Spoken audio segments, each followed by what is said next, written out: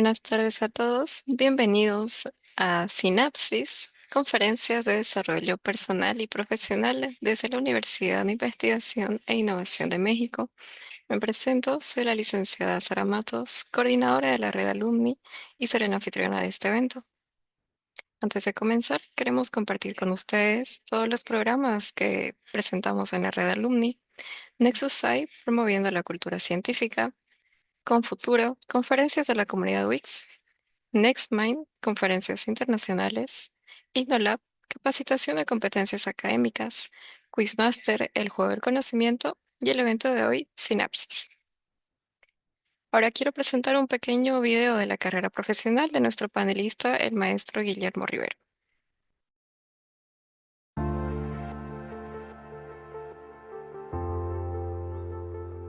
Maestro Guillermo Rivero ha dedicado su carrera a la búsqueda del bienestar personal y profesional. Como Life Coach certificado por la EMCC de España, ha ayudado a numerosas personas a alcanzar sus metas y desarrollar su máximo potencial. Su enfoque holístico incluye su formación como terapeuta sistémico, avalado por el Centro de Constelaciones Tu Casa Blanca. Actualmente trabaja en la resolución de conflictos personales y familiares. Tiene experiencia como docente en unidades educativas como en institutos técnicos, compartiendo su conocimiento en áreas clave de la tecnología y el desarrollo humano. Además, su compromiso con la sociedad lo ha llevado a ser voluntario en la Unidad Urbana de Bomberos y Rescate, demostrando su espíritu de servicio y valentía en situaciones de emergencia.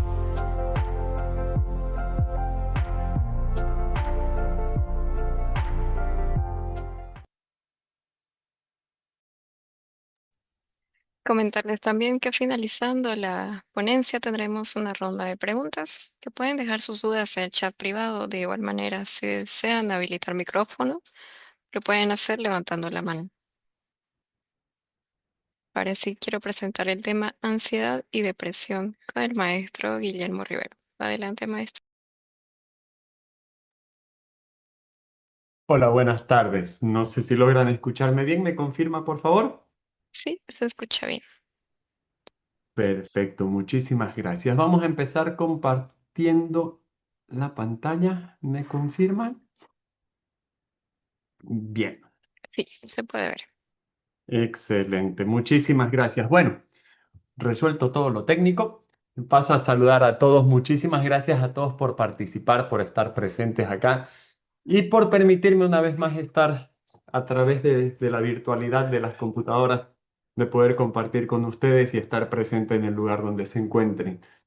Vamos a hablar un poco hoy día sobre la ansiedad y la depresión, pero me gustaría que veamos estas dos enfermedades, ¿ya? Porque son, se trabajan un poco como enfermedades, porque nos afectan física y emocionalmente, ¿ya? Trabaja mucho dentro de la somatización de los síntomas, ¿ya? Entonces es importante arrancar pensando en que si nosotros estamos en el tiempo presente, en el aquí y ahora, estoy viviendo este preciso instante, la depresión es una conexión o una vinculación o un anclaje muy fuerte dentro del pasado, ¿ya? Y la ansiedad suele ser un anclaje que tengo muy fuerte hacia el futuro. Entonces, el puente del aquí y ahora, del punto presente, nos va a llevar a descubrir que cuando nosotros estamos en un estado depresivo, la mayor parte del tiempo es porque estamos mirando hacia el pasado. Cuando estamos en un estado ansioso es porque estamos la mayor parte del tiempo mirando hacia el futuro, hacia la incertidumbre. Y en este momento, en esta charla, vamos a hablar un poco de no solamente de los síntomas físicos, ¿ya? Sino vamos a dar también técnicas y tips que nos puedan ayudar a trabajar con las personas o a entender un poco más y saber cómo hacer un acompañamiento con personas que estén viviendo este estado, ya sea de depresión o de ansiedad. ¿Sí? Y la charla la hemos dividido en dos para otorgar espacio suficiente a cada una de las áreas. Entonces, hablando de la depresión, ¿ya? Si tuviésemos que resumir el concepto de depresión, me voy a ir por partes no tan técnicas para hacerlo en un lenguaje sencillo, es cuando el sistema de energía y la motivación se apagan. Hagan de cuenta que tenemos un interruptor que nos habla de la motivación, nos da la energía física, apagamos este interruptor y eso podemos decir que es un estado depresivo, ¿ya?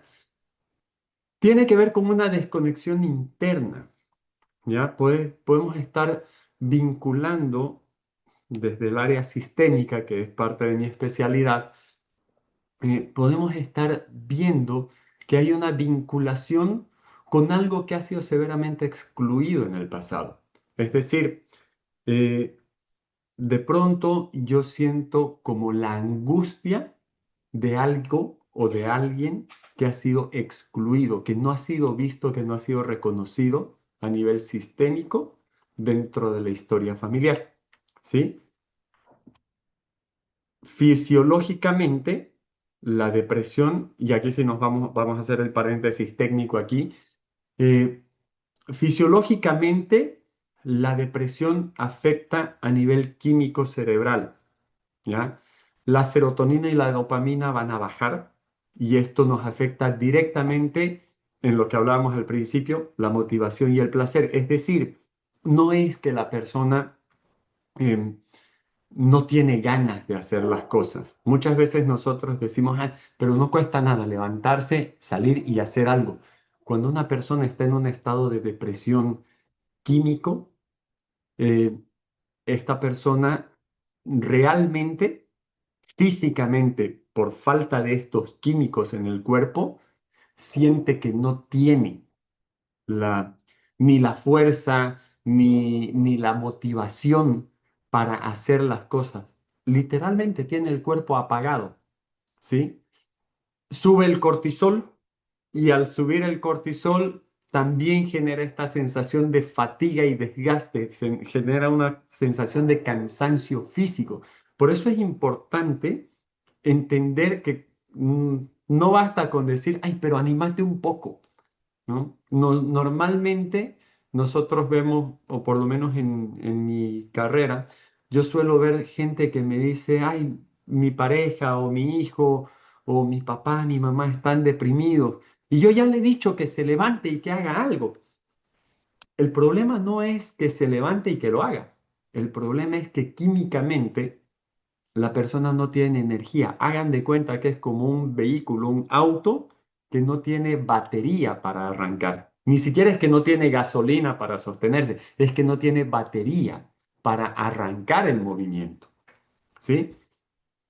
Esto, la mezcla de estos químicos o la ausencia de estos químicos generan que el sistema nervioso actúe lento, es decir, se ralentiza nuestra percepción de la realidad, nuestros movimientos, todo se ralentiza, nos sentimos físicamente más cansados y nuestras reacciones carecen de energía.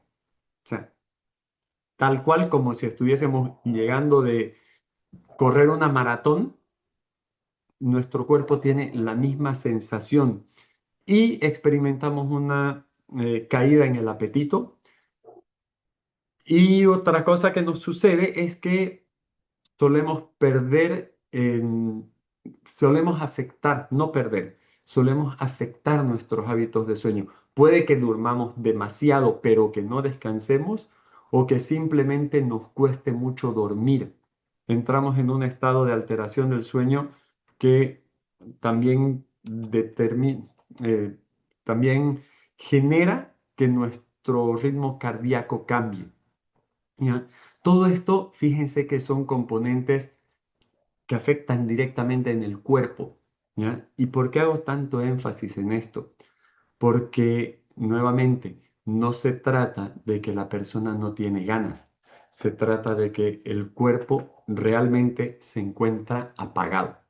¿Sí? A nivel fisiológico, el cuerpo entra en un estado de reducción, si se quiere ver de esa manera. ¿No? Psicológicamente, ya a nivel de pensamientos, a nivel psicológico, ¿qué es lo que empieza a pasar con la persona que está en depresión? Empieza a tener pensamientos repetitivos acerca del fracaso, de la inutilidad. Aparece lo que conocemos como el síndrome del impostor, que es esta vocecita que siempre salta. Yo digo, en un hombro tenemos la vocecita del síndrome del impostor y en el otro hombro solemos tener la vocecita que nos alienta todo el tiempo a continuar.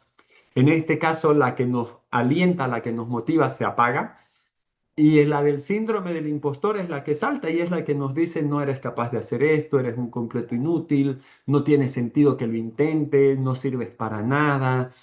eh, y esa voz toma mucha más fuerza.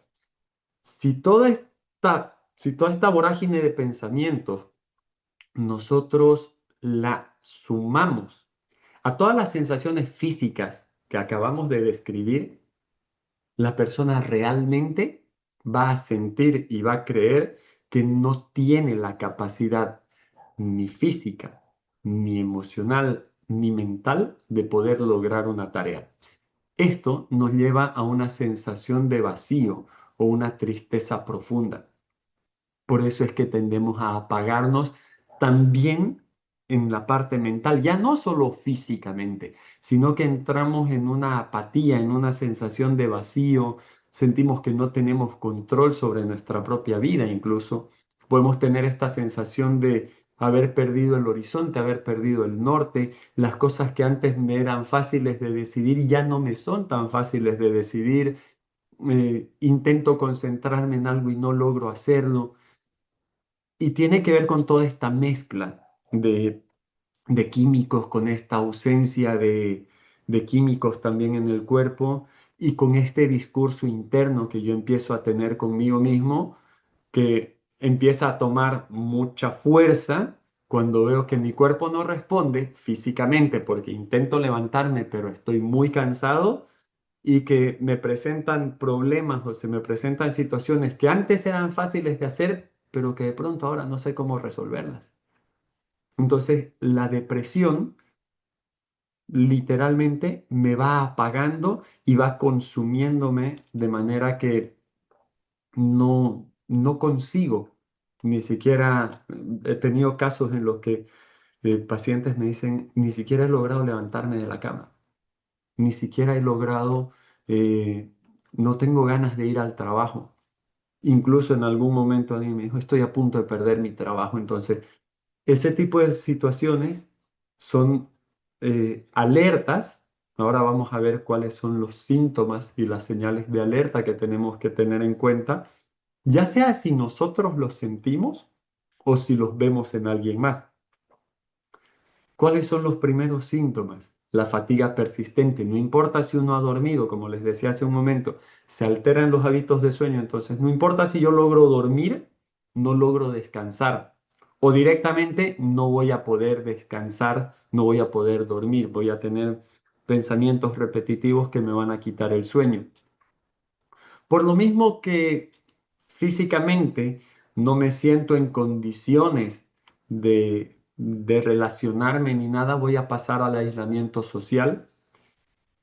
Es probable que si tenía algún hobby, algo que me llamaba mucho la atención, eh, simplemente empiece a dejarlos, dejan de generarme motivación, me siento totalmente desmotivado a hacer incluso lo que tanto me gustaba hacer, ahora se ha convertido en algo que no me llama la atención. Y los cambios físicos empiezan a notarse como alteraciones del apetito. Puede pasar también que empezamos a tener dolores musculares sin ninguna explicación, que esto también tiene que ver con que al perder el apetito y al no ingerir las suficientes sales y minerales, nuestro cuerpo va a reportar esto como una alerta y nos lo va a mostrar de manera física, ¿no? Con un dolor corporal.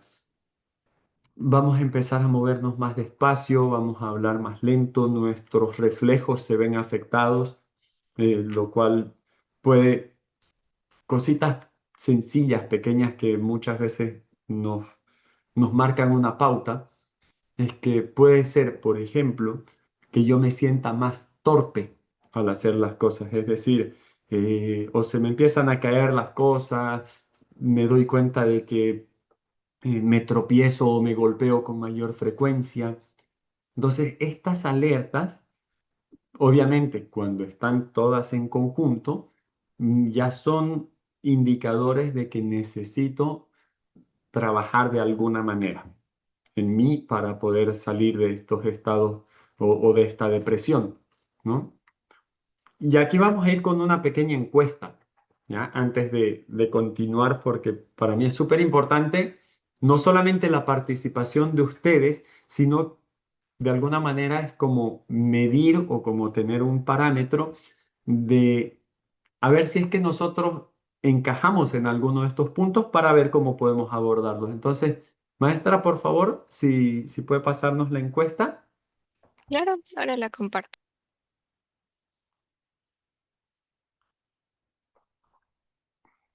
¿Me confirma que le aparece, por favor? Sí, me aparece perfectamente, gracias. Entonces, lo que tenemos para responder, ¿cuál es el síntoma que más notas cuando sientes que tu sistema de motivación se apaga? Y ojo, puede que yo no esté en un estado depresivo en este momento, pero puede que en algún momento la tristeza, la angustia, algún problema me haya llevado acá. Entonces, ¿cómo reconozco yo cuando tengo mi sistema de motivación apagado? A través de una fatiga persistente, es decir, me siento cansado incluso después de dormir, o estoy sintiendo que no descanso bien. Estoy pasando por una crisis de aislamiento social, prefiero evitar personas o actividades con las que antes disfrutaba pasar el tiempo. Siento un vacío emocional o una tristeza profunda hacia mis metas, una apatía hacia mis metas, o me cuesta concentrarme o tomar decisiones sencillas. Por favor, tenemos un minuto para responder.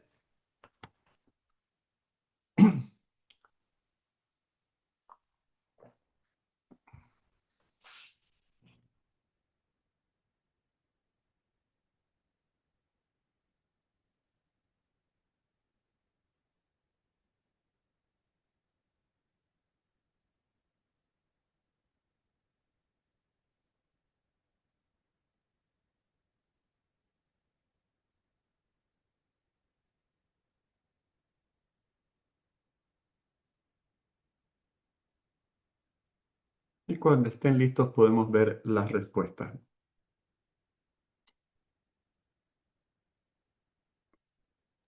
Estamos al casi 60%, maestra.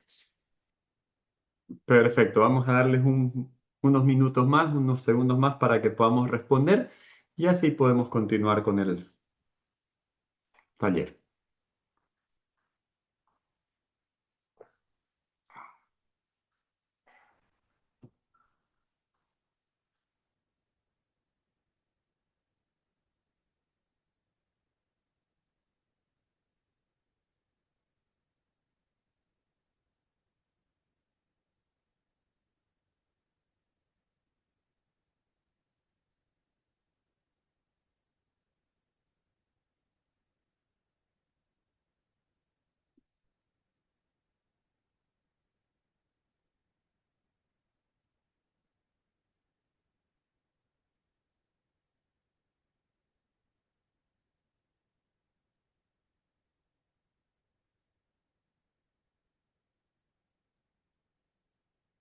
Me confirma, por favor, si es que ya tenemos las respuestas. Sí, tenemos una buena cantidad. Si quiere, puedo compartir los resultados. Por favor.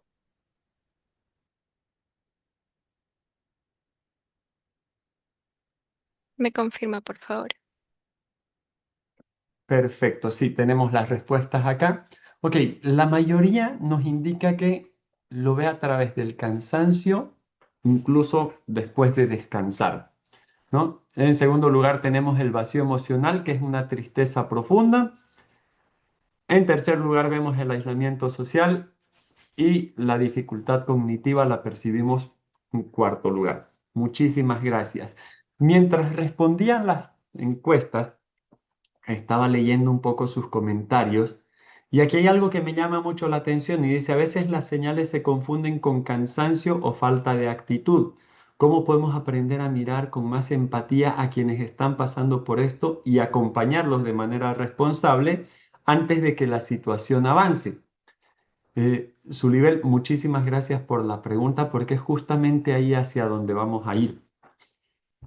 Fíjense, normalmente podíamos asumir o podíamos creer que la depresión simplemente era una cuestión de actitud, ¿no? Que es una cuestión de, ok, ponte las pilas, vamos a hacer las cosas y de esto salimos porque salimos.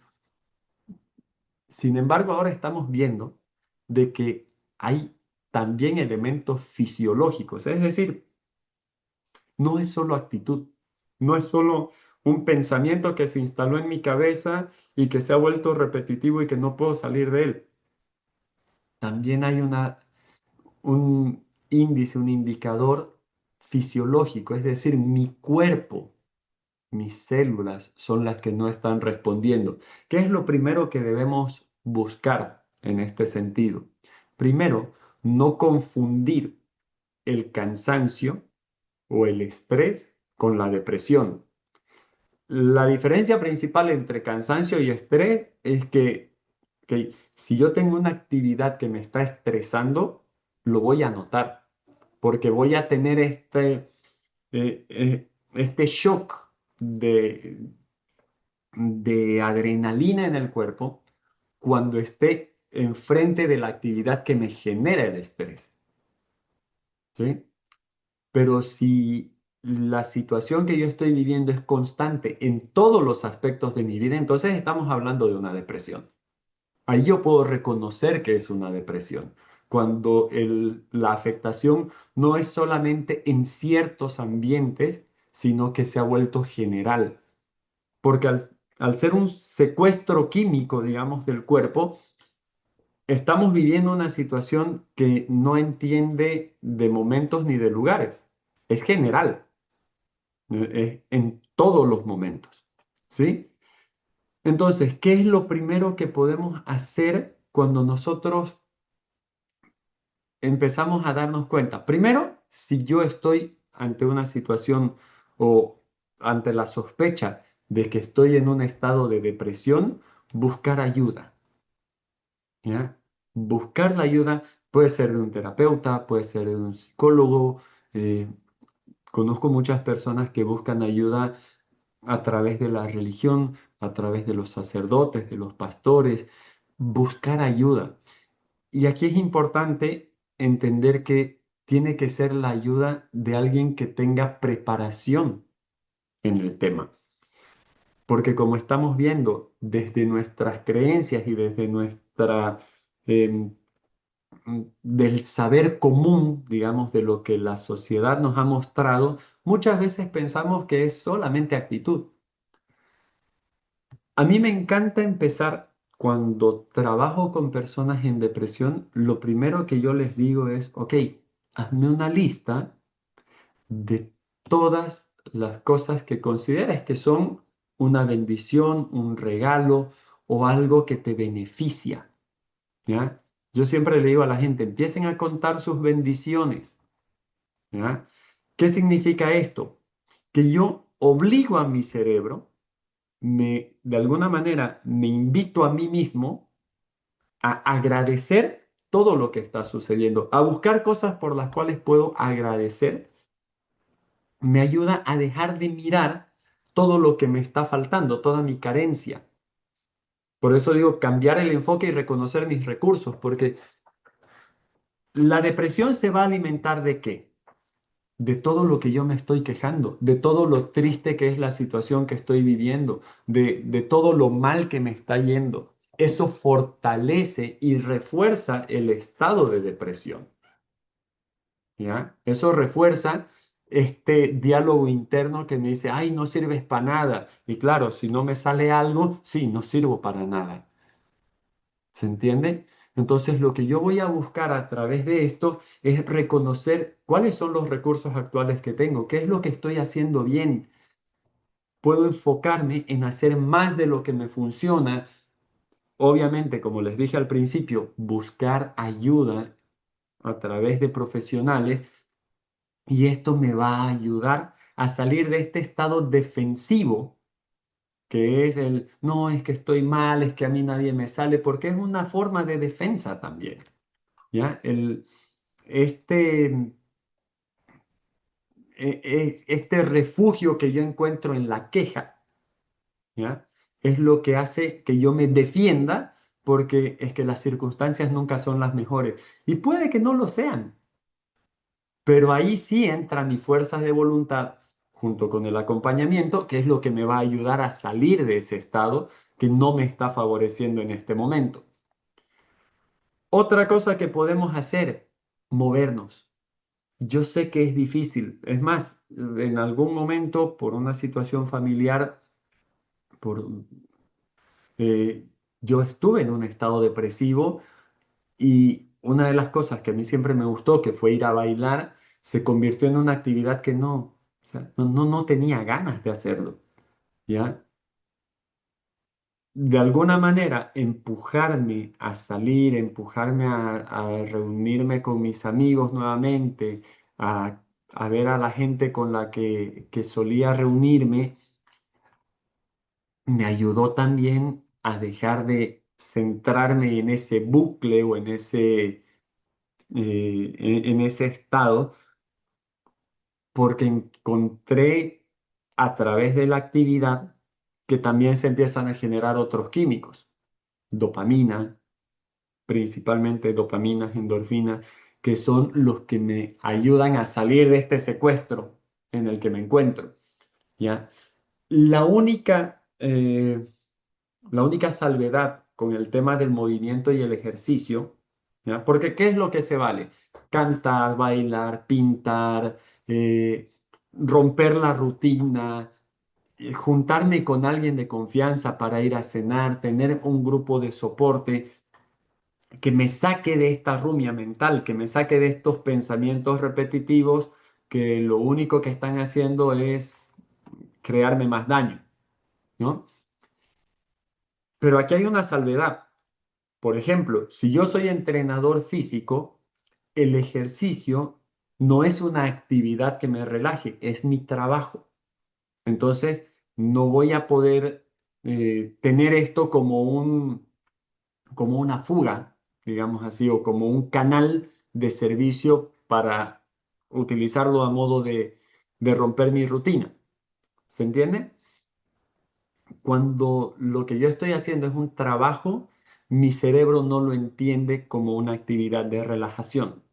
Es el único momento en el que si soy bailarín, el baile me puede causar estrés. Si soy artista, pintar o cantar o el arte que yo represente me va a generar estrés. Entonces, tenemos casos eh, que, que han sido muy famosos de actores que han vivido una etapa de depresión profunda y lo han hablado tiempo después y han dicho, y yo estaba en depresión y han hablado de en qué películas y cómo les ha costado actuar y todo. Entonces, es el único momento en el que estas actividades como el ejercicio, el arte, dejan de favorecernos, como les dije, porque son actividades laborales. Para lo demás, para todos los demás que trabajamos en oficina o trabajamos en consultorio o trabajamos fuera de casa, no sé, eh, colegios, universidades, que somos administradores, la carrera que tengamos, si podemos hacer ejercicios, o si podemos bailar, si podemos realizar alguna actividad artística, esto nos va a sacar de inmediato, nos va a ayudar a salir de estos niveles de depresión, ¿ya? Entonces, hasta aquí vamos con la depresión, ¿sí? Como se darán cuenta, aquí no vamos a ver ningún medicamento porque no es el ambiente, ¿no? Lo que sí les voy a hacer una sugerencia muy precisa antes de pasar al tema de la ansiedad, y es que ante una depresión, ante una crisis depresiva, cuando nosotros la podemos mirar a tiempo, es mucho más fácil que si nosotros intentamos salir por nuestros propios medios o en mi ciudad, en mi país se ve mucho esto de que a las personas todavía nos da vergüenza o está como mal visto ir al psicólogo, tener un terapeuta o buscar ayuda clínica cuando nosotros estamos en situaciones de depresión, de ansiedad, de estrés crónico, pero nos toca entender de que eh, sí es importante, porque como estamos viendo, es la mezcla de química en el cuerpo con respuestas físicas. Entonces, no es solo actitud, no me voy a cansar de decir esto, no es solo un tema de la actitud. ¿Aporta mucho? Sí. ¿Ayuda mucho? Sí. La actitud es fundamental para salir de cualquier crisis, pero también es fundamental entender de que la depresión y la ansiedad son enfermedades porque afectan psicofisiológicamente a nuestro cuerpo. ¿Sí? Dicho esto, vamos a ver qué tenemos acerca de la ansiedad. ¿Se acuerdan que al principio les decía, la ansiedad tiene que ver con un exceso de futuro? Es una alarma que se pone activa incluso cuando no hay un peligro real. ¿Qué significa que no hay un peligro real? Porque yo me estoy imaginando que puede haber en el futuro. Yo estoy creando un escenario en mi mente sobre lo que va a pasar y eso es lo que me genera ansiedad, la incertidumbre de no saber qué es lo que está pasando o lo que puede llegar a pasar. Pero yo me estoy planteando escenarios catastróficos una y otra vez. Entonces voy a sentir que lo que viene, es decir, el futuro, es totalmente amenazador. Por eso es que se habla como una alarma que se activa sin un peligro real. ¿Sí? Bert Hellinger, en uno de sus libros, nos dice que el miedo y la angustia retroceden cuando puedo asentir al destino tal y como es y cuando me tomo la vida, cuando tomo la vida tal y como viene. Y esta es una frase que a mí me ayuda muchísimo cuando porque también suelo tener estos momentos de, ok, ¿y qué voy a hacer mañana? O de pronto tengo un evento que atender, una charla, necesito preparar más talleres y digo, ¿y ahora de qué voy a hablar? ¿Y qué va a pasar? Y esa anticipación, ¿ya? No me permite ver las cosas tal y como son. Entonces, cuando yo puedo asentir, ¿qué significa asentir? Es aceptar sin juicio. ¿Que puedo equivocarme? Sí. ¿Rectificaré cuando sea el momento? ¿Que no soy perfecto? Sí, obviamente, soy un ser humano, no soy perfecto. ¿Que necesito aprender más? ¿Que necesito prepararme más? Todos necesitamos prepararnos y aprender más cuando estamos buscando ser cada día mejores. Entonces, este asentir al destino tal y como es, no es no es una dejadez, no es, entonces no me preocupo, es todo lo opuesto. Me voy a hacer cargo de todo lo que yo necesito hacer para dar lo mejor de mí, sabiendo que el resultado de eso está fuera de mi control. Y eso es tomarme la vida tal y como viene. Yo acepto que puedo hacer todo lo mejor que pueda. Voy a dar todo lo mejor de mí todo el tiempo para poder hacer las cosas de la mejor manera posible. Sin embargo, hay cosas que están fuera de mi control. ¿Sí? Fisiológicamente, vamos a volver al paréntesis técnico. ¿Qué es lo que sucede con el cuerpo con la ansiedad? El cortisol, que es la hormona del estrés, se eleva y activa el cuerpo, es decir, me pone en un estado de defensa constante y plena.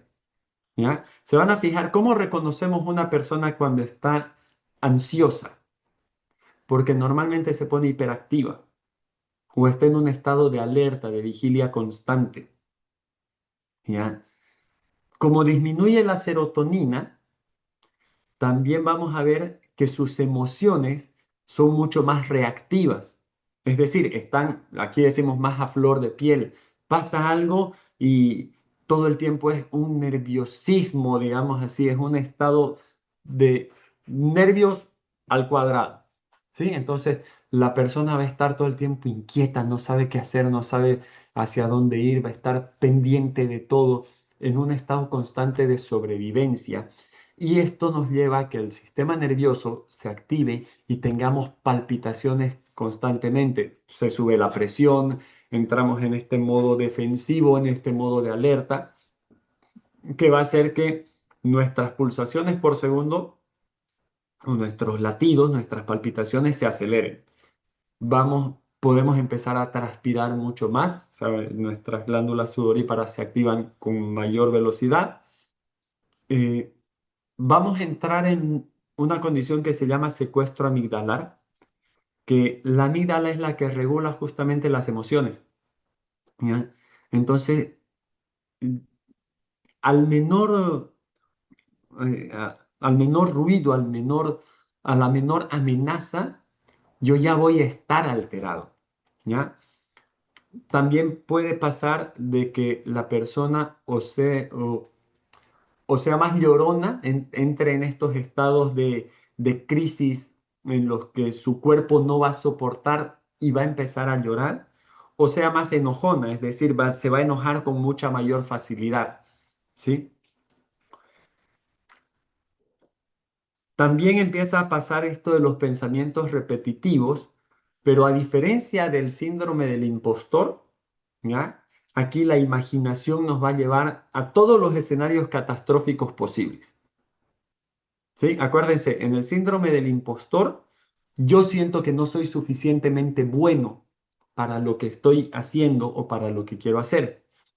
En en los pensamientos repetitivos, con imaginarios catastróficos, no es que yo no sea bueno, es que viene todo lo peor y no voy a saber cómo reaccionar ante todo lo peor. ¿Sí? Voy a, Me voy a imaginar, yo le suelo decir a mis pacientes o a las personas en los talleres, yo suelo decirles, me imagino dragones y tiranosaurios que vienen a comerme todo el tiempo, ¿no? Porque esa es la magnitud del imaginario. Cosas que ya no existen, que no son posibles, yo las percibo como amenazas reales. Tengo la sensación de que en cualquier momento lo peor que yo puedo imaginarme me va a pasar. Como les decía, se incrementa la emocionalidad. También se incrementa el miedo, obviamente por esta sobreexposición al imaginario catastrófico. Eh, Me voy a sentir inquieto, este nerviosismo que les mostraba hace rato, ¿no? Que siempre estoy moviendo mi pie, moviendo mi mano, me estoy frotando, siento picazón en todo el cuerpo, no sé qué hacer. Eso es, justamente son los síntomas del secuestro amigdalar, la falta de control físico sobre el cuerpo, ¿ya? Y puede pasar que tenga una pérdida del control de los pensamientos, es decir, ya aquí en casos muy fuertes, muy extremos, no es que llegamos a tener alucinaciones como tal, pero sí se pueden confundir los imaginarios con alucinaciones. Hago un diálogo interno tan fuerte y tan amenazador que yo puedo llegar incluso a vivir una conversación, vivir una situación de pánico sin que esté sucediendo. ¿Ya? Esos síntomas los voy a ver reflejados físicamente en el cuerpo, ¿ya? Entonces, en un contexto, en un resumen, mentalmente voy a vivir miedo intenso, voy a estar en un estado de pánico constante, la sensación de irrealidad o la despersonalización, que es lo que decía, me voy a imaginar cosas que no son reales, puedo pensar que, no sé, eh, el peor escenario de mi cabeza lo veo como una realidad, voy a estar más irritable.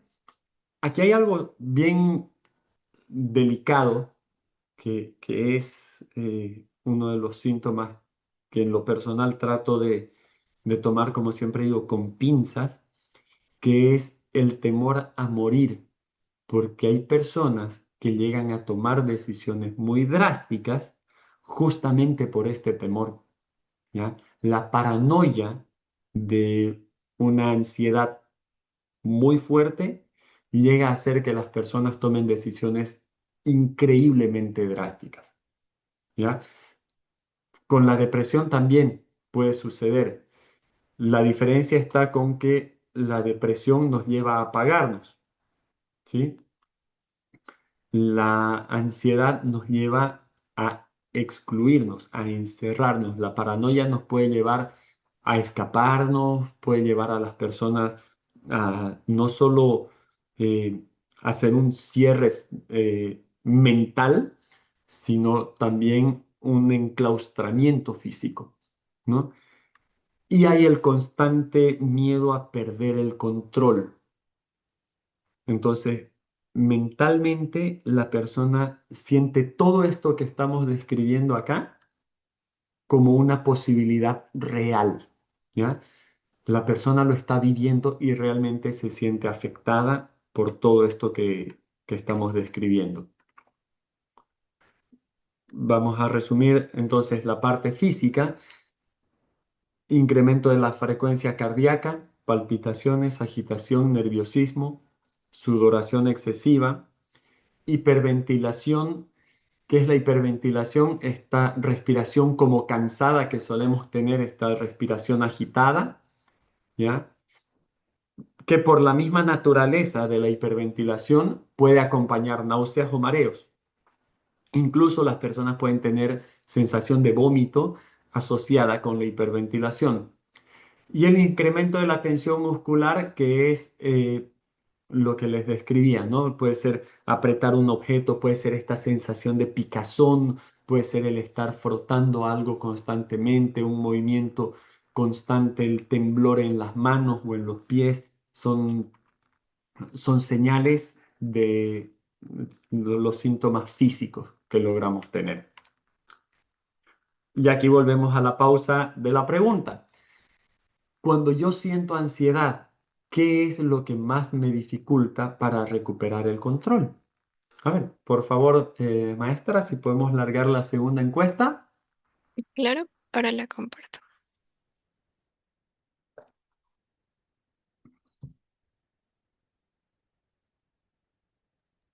¿Me confirma? Entonces, Ok. sí, ya podemos leerla, gracias. Ante situaciones de ansiedad, ¿qué es lo que más te dificulta de recuperar el control? ¿O qué es lo que más se me dificulta para recuperar el control? El exceso de futuro, es decir, este pensamiento de escenarios catastróficos que aún no han sucedido, pero que en mi cabeza son reales. Las respuestas físicas, es decir, estas palpitaciones, la hiperventilación, la tensión muscular, la pérdida de presencia, es decir, que mis pensamientos viajan más rápido que la realidad y me desconecto por completo, o la sensación de pánico y este miedo intenso, o la sensación de irrealidad, que es lo que me paraliza. Por favor, vayamos respondiendo.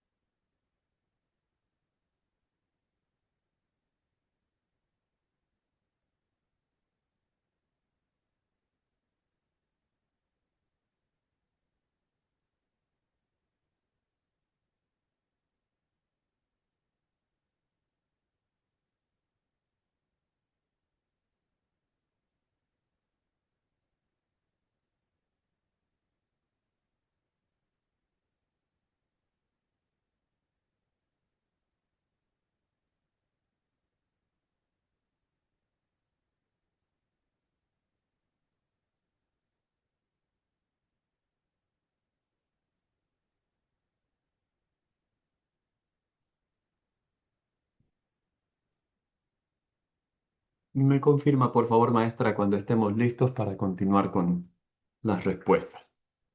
Claro, ahorita estamos con el 63%. ¿Quiere que comparta las respuestas? Podemos darle unos minutos más, Ok. si le parece.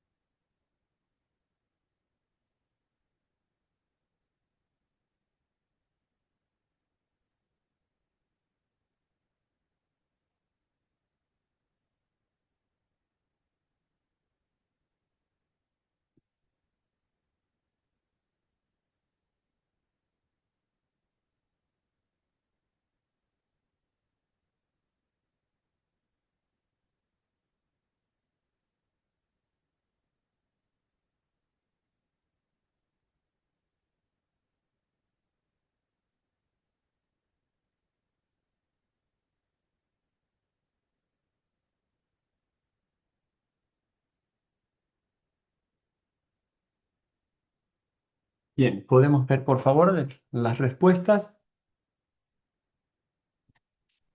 ¿Me confirma, por favor? Ok, muchísimas gracias. La mayoría respondemos a que el exceso de futuro es una de las cosas que más me dificulta para recuperar el control. Y bueno, permítanme decirles, esa es una de las más frecuentes. En realidad, de todos los síntomas que yo he podido ver en pacientes, la gran mayoría lo primero que me dice es, no puedo parar, mi cabeza no puede parar. Entonces ahora vamos a abordar un poco esa parte. Eh, en segundo lugar, o el segundo porcentaje más alto, tenemos las respuestas físicas que vienen normalmente asociadas, ¿no? También vamos a hablar de esto enseguida. La pérdida de presencia, mis pensamientos viajan tan rápido que me desconecto de la realidad. Y las sensaciones de pánico, que son el miedo intenso o la sensación de irrealidad. Muchas gracias a todos por su participación. Eh, bien, primero, ¿qué es lo que podemos hacer cuando entramos en una vorágine de pensamientos que no me permiten avanzar? ¿Sí? Lo primero que necesitamos identificar para nosotros mismos es qué detona mi ansiedad. Por ejemplo, hay situaciones en las que yo me siento en desventaja, siento que todavía no tengo las herramientas suficientes para poder realizar una tarea. Y ojo, esto puede ser imaginario, pero es mi real, es mi sensación real, ¿ya? Yo les cuento como anécdota. Hasta el día de hoy, no hay un día o no hay un taller en el que yo me ponga frente al público en el que no empiece nervioso. Siempre que tenemos estos encuentros con la universidad, a veces le comento a la maestra Sara, eh, gracias por estar aquí porque estoy nervioso. Y es como una conversación previa que tenemos en la que me dice, pero si siempre lo hace. Y yo digo, pero es algo con lo que no puedo. Ese pensamiento de me voy a trabar, me va a costar hablar, que viene asociado con situaciones que antes eran mucho más complejas para mí. En colegio tenía un poco de tartamudeo, cosas que yo recuerdo que me sucedían, son las que detonan, ¿ya? Que los minutos previos a empezar un taller, a empezar una charla, yo empiece con nervios. Y estos nervios tienen que ver un poco con ansiedad, bueno, un poco bastante, ¿no? Es son mis detonantes, yo ya reconozco esto. Entonces, ¿qué es lo que yo hago? Minutos antes de empezar cualquier charla, me siento, se van a dar cuenta, me preparo una taza de té o me pongo un vaso con agua, empiezo a relajarme, respiro profundamente, trato de, les voy a enseñar en unos minutos un par de técnicas físicas que nos ayudan a volver al presente, que para mí esa es la herramienta fundamental, volver al presente, ¿sí? eh, Cuando puedo reconocer que tengo crisis de ansiedad, es decir, que de alguna manera la ansiedad se está volviendo paralizante o limitante para que yo pueda desarrollar mis actividades, puede ser que yo tenga un ataque de ansiedad y no me sienta en condiciones de conducir el auto o que por algo que pasó en la calle mientras iba manejando entré en una crisis, lo mejor es pararme, detenerme en ese momento y pedir ayuda, tener un contacto de confianza que me permita, a quien yo pueda llamar, que me permita saber que cuento con alguien, ¿sí?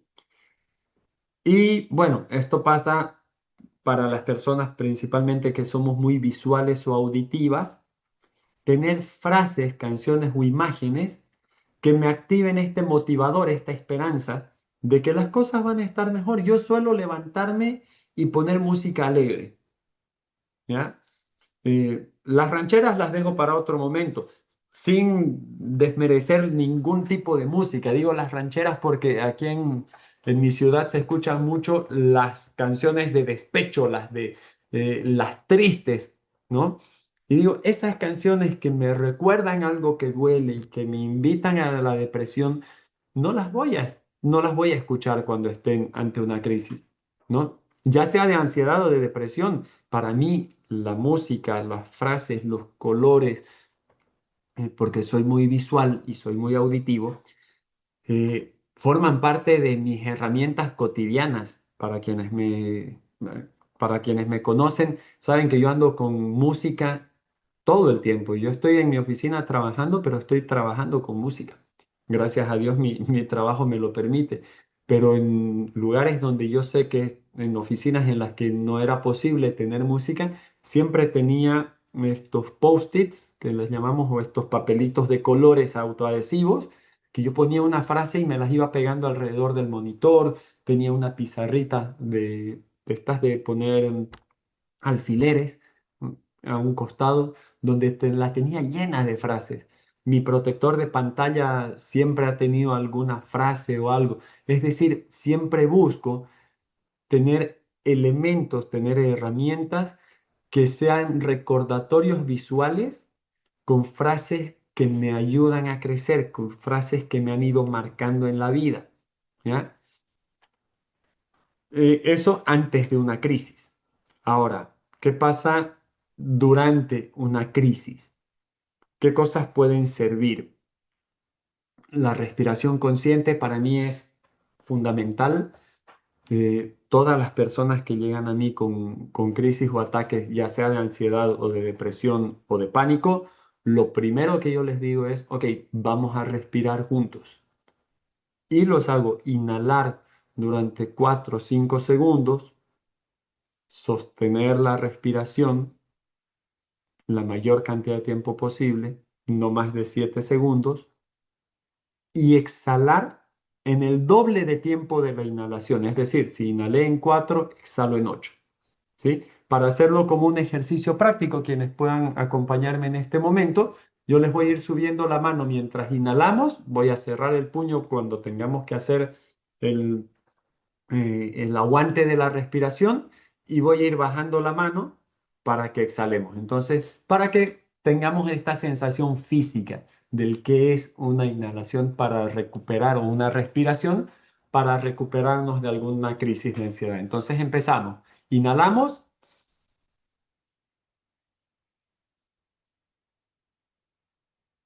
sostengo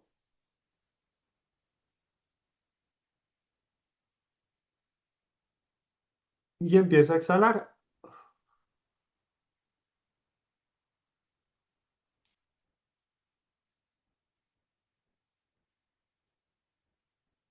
y empiezo nuevamente.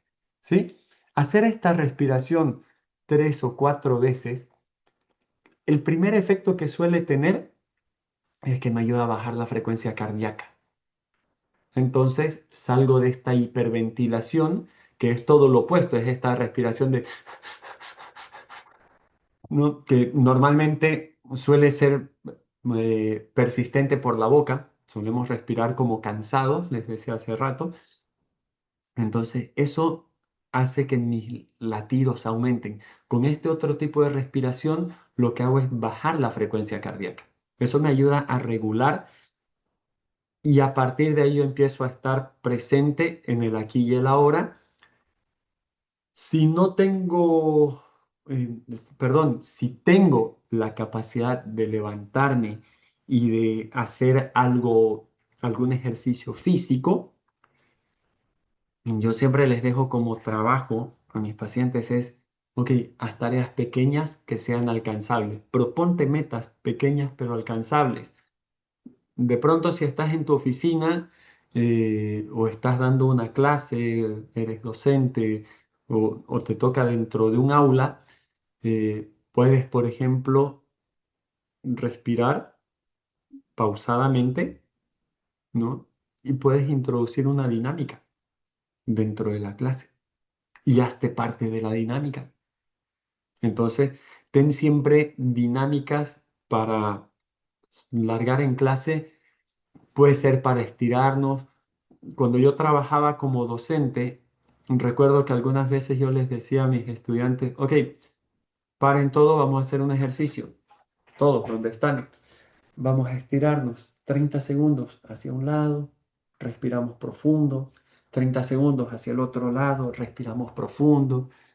Vamos, cuando yo veía que alguien estaba ya cansado o lo veía como angustiado o nervioso, yo utilizaba esto, o cuando yo mismo sabía que estaba por un mal momento, lo utilizaba como una herramienta dentro del aula. Entonces, siempre tenemos la posibilidad, ya sea que estemos en oficina, ya sea que estemos en aula, ya sea donde sea que estemos. Creo que la única salvedad es cuando estamos conduciendo el vehículo en medio de la ciudad o del tráfico. Creo que es la única salvedad donde se nos va a hacer muy difícil levantarnos, irnos al baño, aunque sea un rato si es en la oficina, ir al baño un rato y estirarnos, hacer movimientos que nos permitan relajar los músculos, tomar esta respiración consciente que les acabo de mostrar ahora, que nos va a servir como un anclaje, como algo que me vuelve a traer al presente. ¿Sí?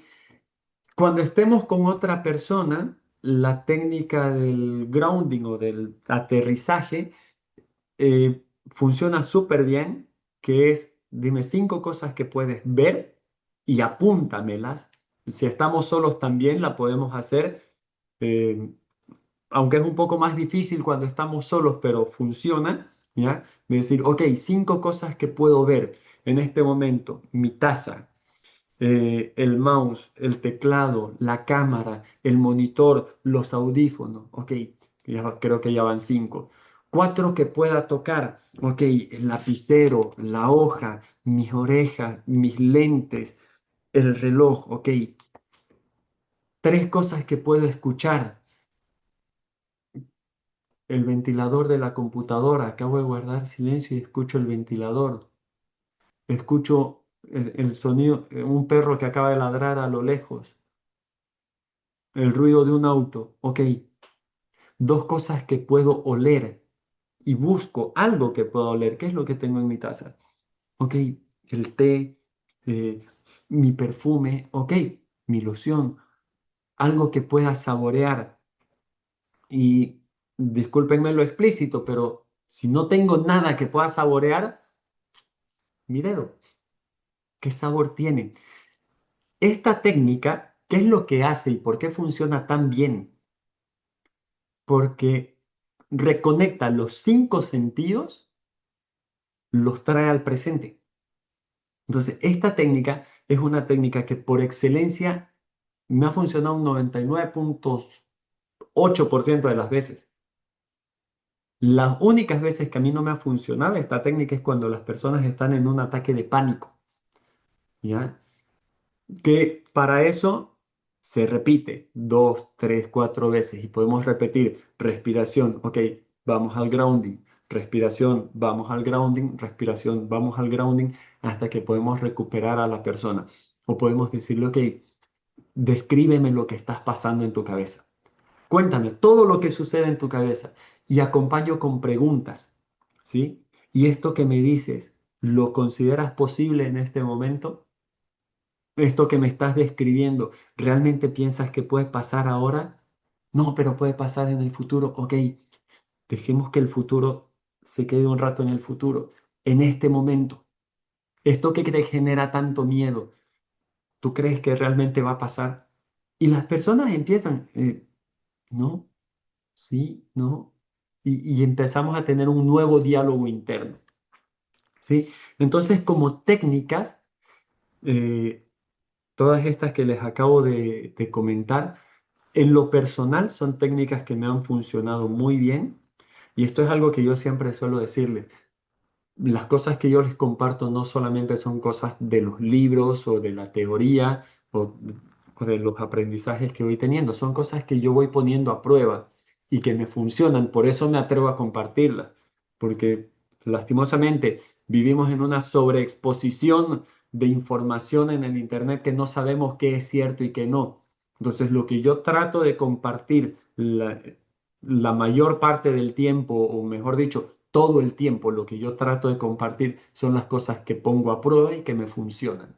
Si hay algo que de pronto ustedes han hecho y que les funciona, lo pueden compartir también en los comentarios y de pronto todos podemos recibir un poco más de información, porque esto se trata, este espacio, si bien soy yo el que comparte la mayor parte de la información, pero ahora vamos a entrar en un momento vamos a entrar en preguntas y en comentarios para que también la información que ustedes tienen pueda nutrirnos a todos, ¿no?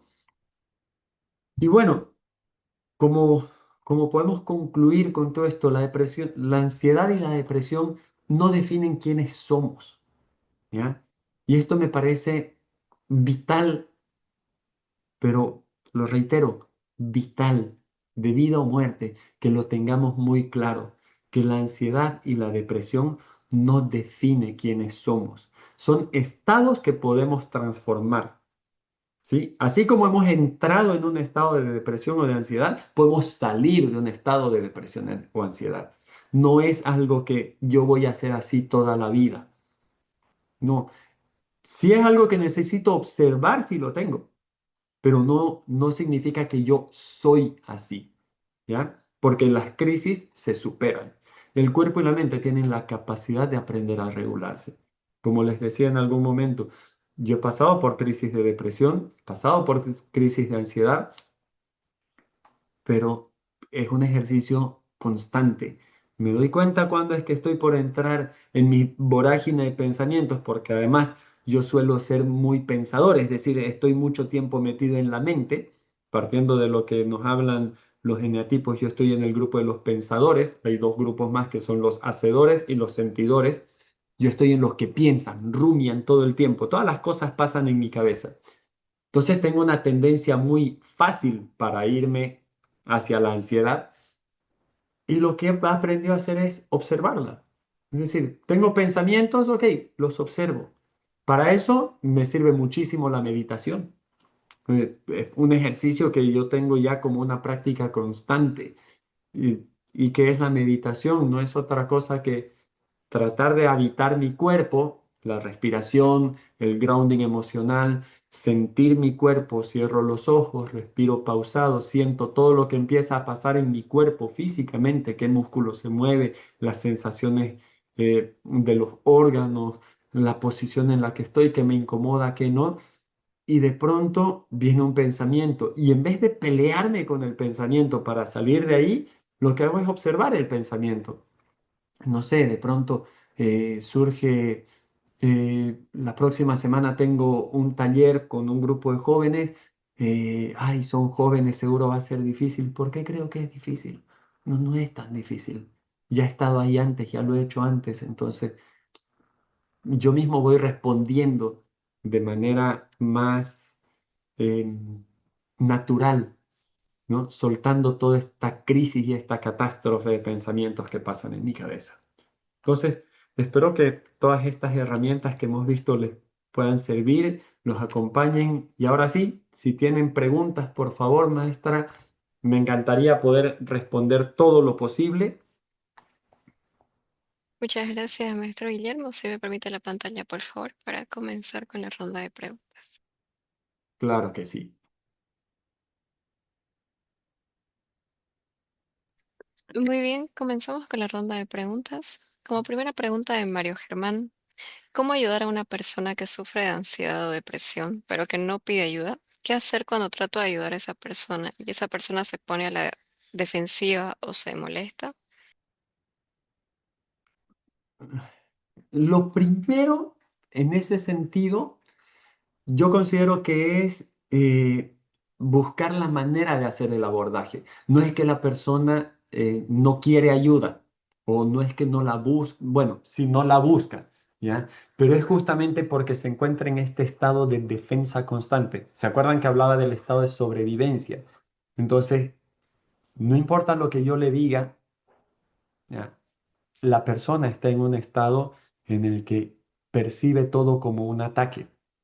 Entonces, una forma es no hablarle de su depresión o de su ansiedad, sino más bien pedirle su compañía. Por ejemplo, eh, me sucedió con una persona que yo aprecio mucho, que entró en una crisis de ansiedad por situaciones que le pasaron. Y durante ese tiempo que vivió su ansiedad, que fue más fuerte, eh, llamaba y le decía, oye, acompáñame a cenar o acompáñame a hacer compras, acompáñame a hacer algo. De esa manera trataba de sacarlo y no le hablaba de su crisis, ¿ya? Escuchaba, más bien aprovechaba de hacer que se desahogue. Y ahí sí metía las preguntas, ¿no? Cuando me decía, no, que todo está mal, que las cosas no funcionan y todo está un desastre. Yo le decía, pero ¿y qué pasó? Contame, explícame, ¿y por qué sientes esto? ¿O por qué crees que esto es así? Y en algún momento le largaba una alternativa, ¿no? ¿Y de esto que me estás diciendo, qué, qué aprendiste? ¿O cómo te ayudó? ¿O cómo lograste superarlo? ¿O cómo lograste salir de acá? Entonces la persona empieza a hacer este ejercicio de ver que dentro de todo, sí, dentro de toda la crisis, sí habían cosas buenas. Entonces trataba de fortalecerlo hacia las cosas buenas, de no empujarlo, pero sí mostrarle que dentro de su propia crisis habían cosas buenas. Algo que funciona bastante bien ahí son las técnicas de preguntas que tiene el coaching. El coaching es muy buena como estrategia, es muy bueno para hacer acompañamiento. Ahora, cuando vemos que la persona empieza a poner o que entra en riesgo, no necesariamente que pone en riesgo, ¿ya? Hay que ser muy cuidadoso con esto. No es lo mismo que la persona ponga en riesgo su vida a que la persona entre en riesgos de salud, ¿sí? Cuando la persona empieza a entrar en riesgos de salud, ya sea porque no está comiendo, porque no logra dormir, eh, por, porque el estrés le está generando ya problemas físicos notorios, entonces eh, una alternativa es hacer un grupo de apoyo para la persona, ¿no? Buscar la manera de los amigos más cercanos, la familia más cercana, hacer un grupo de acompañamiento y manifestarle a la persona la honesta preocupación, no desde un ataque, no como para que la persona diga, a ver, ¿cuál sería una forma que yo considero que no es favorable al acercamiento? Decirle, mira, hemos notado que no estás comiendo, estamos preocupados por tu salud. Esa forma de increpar a la persona es como no está haciendo lo suficientemente bueno y la persona ya lo está sintiendo, ¿sí? Una forma diferente de hacer el mismo acercamiento es buscar la mirada amorosa, es decir, oye, ¿te has dado cuenta que no estás comiendo bien, no estás durmiendo bien? vayamos al médico, busquemos ayuda. Ya llevas días así, no es bueno para ti. Estamos aquí para ayudarte. Fíjense cómo hasta el tono de voz afecta para que la persona pueda sentir lo que es compañía versus que lo tome como un ataque. Y eso es súper importante de trabajarlo, ¿no? Muchas gracias, maestro. La siguiente pregunta de Carol Gómez. ¿Cómo podríamos afrontar desde el grupo de trabajo las crisis de depresión y ansiedad si la causa principal o detonantes es un posible síndrome de burnout? Y también quisiera saber si hace presentaciones sobre este síndrome. Muchas gracias por la pregunta. Mira, nunca había pensado en hacer alguna presentación específica sobre el burnout, pero ahora que lo mencionas me parece súper importante hablar de eso.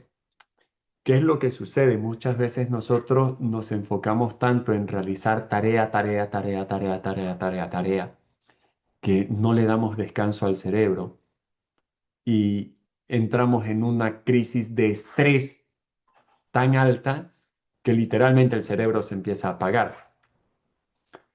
En este sentido, mi sugerencia es, primero, busca una pausa, ¿sí? El día tiene 24 horas para todos. Entonces, date al menos 30 minutos, idealmente una hora, para hacer ejercicios en casa, en un gimnasio, para buscar una actividad física que te logre sacar completamente de todo lo que está rodeando tu cotidianeidad. Muchas veces decimos, no, es que a mí no me da el tiempo, humanamente no puedo. Ok, puede que lo estés viendo de esa manera. Sí, es posible que tengas tantas obligaciones que no se te facilita el poder ver, pero aquí yo pongo un paréntesis importante. Humanamente lo necesitas. Humanamente necesitamos tener un momento de pausa porque si no vamos a quemar, y no solo el cerebro, vamos a quemar el cuerpo. Entonces, cosas que podemos hacer de manera práctica. Estacionar el auto un poco más lejos. Así tengo una chance de caminar. No voy a utilizar el ascensor, utilizaré las escaleras. Así tengo una chance de moverme. eh, Cuando vaya al supermercado a hacer compras, de pronto, no sé, si no son muchas las bolsas de compras, no iré con el carrito empujando hasta el carro. Voy a tomar las bolsas que pueda. ¿Se entiende? Si nosotros le damos la vuelta a nuestro cotidiano, nos vamos a dar cuenta que perdemos muchas oportunidades de hacer las cosas, de ejercitarnos físicamente, ¿ya? Lo hemos llevado porque es más rápido, es más práctico. Vivo en una ciudad que hace mucho calor, entonces, al ser el clima tan cálido, salir a la hora del almuerzo y decir, voy a ir a buscar mi comida a pie versus voy a agarrar el carro y me voy a mover con aire acondicionado, muchas veces es una locura porque voy a llegar transpirando, va a ser incómodo, en fin. Pero si lo vemos prácticamente, o sea, de manera práctica, yo puedo utilizar ese tiempo para ir y volver, eh, y me va a generar un cambio de ambiente. Uno de los problemas del burnout es que vivimos encerrados, cuatro paredes, una pantalla y mi cerebro se enfoca. Me quedo concentrado acá. Llego a mi casa, enciendo la tele, sigo viendo una pantalla. Estoy ya sentado por fin para ir a dormir. ¿Y qué es lo que hago? Miro otra pantalla. Entonces, no le doy descanso a mi cerebro. Lo que necesito para salir de ahí es darle descanso real al cerebro. Leer, tener actividad física, buscar una actividad artística son técnicas y herramientas que nos van a sacar del burnout, nos van a ayudar a mejorar nuestra calidad de vida, 100% comprobado. Muchas gracias, maestro. La siguiente pregunta de Miriam. ¿Es necesario tomar medicación cuando una persona presenta ansiedad y depresión o existen otros tratamientos que pueden ser igualmente efectivos según la gravedad de los síntomas? Para eso es necesario que acudamos donde un profesional del área. Hay momentos en los que la medicación es necesaria, pero eso no es algo que te lo puedo decir simplemente con cuatro preguntas. Necesitamos análisis clínicos para poder diagnosticar. De hecho, yo no puedo diagnosticar medicación a nadie. De eso se encargan los psiquiatras. En mi país, por legislación, y yo creo firmemente que hay un dicho que dice, zapatero a tus zapatos. Yo soy terapeuta. Yo no puedo diagnosticar a alguien al punto de darle una medicación, sería irresponsable de mi parte. Si no me equivoco, en mi país los psicólogos tampoco pueden medicar, sí los psiquiatras. ¿Por qué? Porque se pasan por análisis clínicos para esto. Entonces, ¿no todo es medicable? Sí, no todo es medicable. ¿Algunas cosas necesitan medicación? Sí, algunas cosas necesitan medicación. Muchas veces recuerdo que yo tuve una paciente hace bastantes años que justamente llegó a mí por una depresión profunda, pero llegó ya con un tratamiento psicológico, perdón, psiquiátrico, ya después de una visita psiquiátrica en la que tomaba un par de medicamentos que estaban diagnosticados porque su cuerpo no lograba producir. No recuerdo en este momento, eh, creo que tenía una sobreproducción de cortisol o una baja producción de cortisol, algo por ahí. Entonces le medicaron, pero para llegar a ese diagnóstico tuvo que hacerse una serie de estudios.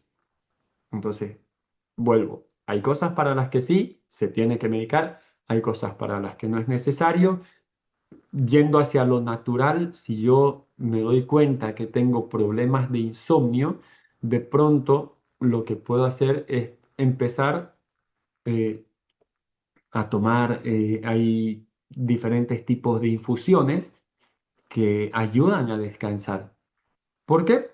Porque la naturaleza ya nos lo ha dado desde mucho tiempo atrás, pero considero sumamente serio, bastante serio el tema como para automedicarme o peor aún, yo cometer la imprudencia de diagnosticar o de dar medicación, siendo que no es mi expertise.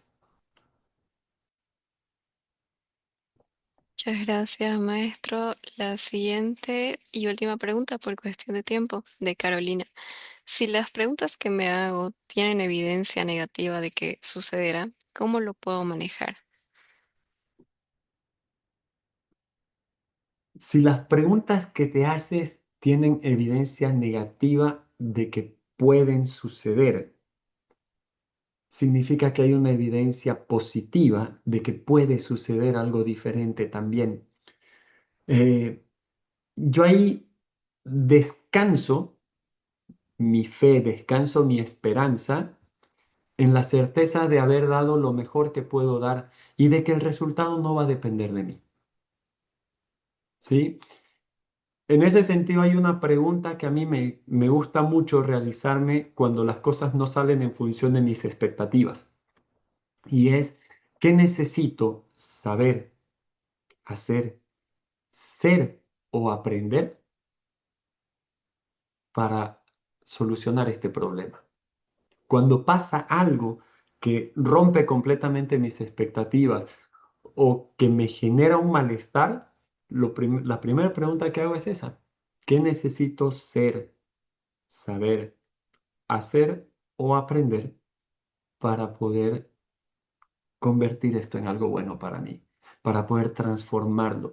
Es decir, si tengo todas las evidencias de que lo negativo puede pasar por equilibrio, por lógica, también tengo las evidencias de que lo positivo puede pasar. Y esto que describes es una creencia y la tenemos muy arraigada. Normalmente solemos enfocarnos en el riesgo, ¿ya? Porque es de la manera en la que nos hemos desarrollado casi siempre. Pero también podemos enfocarnos en la oportunidad. Busquemos las oportunidades. Ok, ya identifiqué el riesgo. ¿Cómo puedo hacer para que esto se convierta en oportunidad? ¿Cómo le puedo dar la vuelta? Si tengo la evidencia de que lo negativo puede pasar, significa que también hay un porcentaje de que lo positivo es posible. Entonces es solo darle la vuelta a la cabeza. Muchas gracias, maestro Guillermo, por responder estas consultas. Igual gracias a los participantes por dejar todas sus preguntas. Por cuestiones de tiempo, tenemos que finalizar acá la ronda de preguntas. Antes de finalizar, queremos compartir con ustedes un comunicado que les llega el certificado de participación con la grabación de esta conferencia al correo con el que se registran en el Zoom.